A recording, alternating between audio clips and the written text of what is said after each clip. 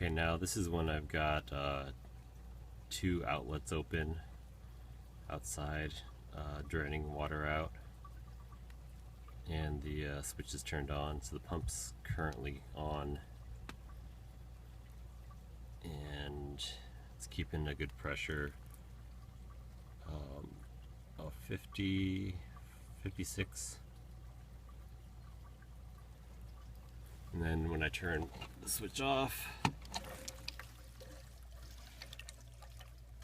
pretty much drains right back down to zero. I was hoping that the check valve would clear up, but no luck.